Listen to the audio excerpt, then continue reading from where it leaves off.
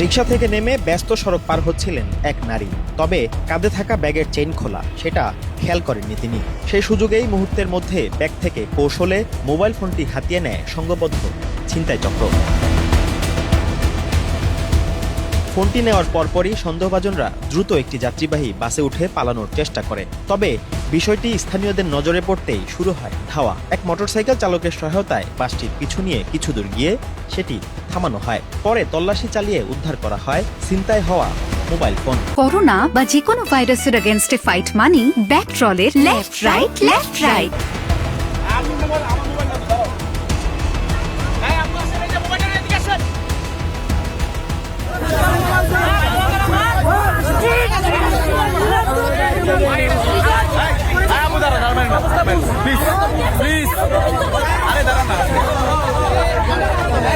খবর পেয়ে ঘটনাস্থলে ছুটে আসেন ভুক্তভোগী নারী। উদ্ধার হওয়া ফোনটি নিজের বলে শনাক্ত করার পর ক্ষোভে ফেটে পড়েন স্থানীয়রা। পরে বাস থেকে টেনে নামিয়ে ৩ সন্দেহভাজনকে গণধোলায় দেয় উত্তেজিত জনতা।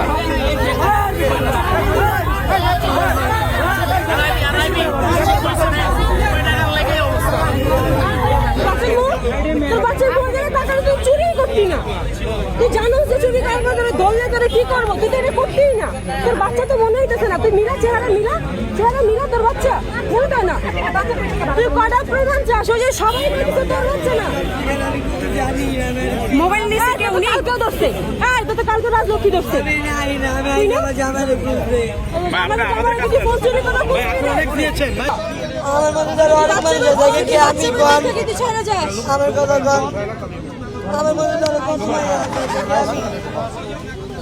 আপনি ঠিকানা আমি চিনি না কিছু করছি।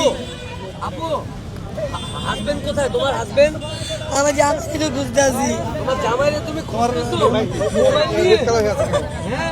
আর ওরা একসাথে অনেকজন থাকে, তো ওরা বেসিক্যালি হচ্ছে যে নেয় ও পাস করে ওকে, যখন ধরা পড়ে তখন দেখে নাই। পরিস্থিতি উত্তপ্ত হয়ে উঠলে খবর দেওয়া হয় র‍্যাব ১-কে। র্যাবের একটি টহল দল দ্রুত ঘটনাস্থলে পৌঁছে পরিস্থিতি নিয়ন্ত্রণে আনে। পরে জনতার হাত থেকে ৩ সন্দেহভাজনকে উদ্ধার করে নিজেদের হেফাজতে নেয়।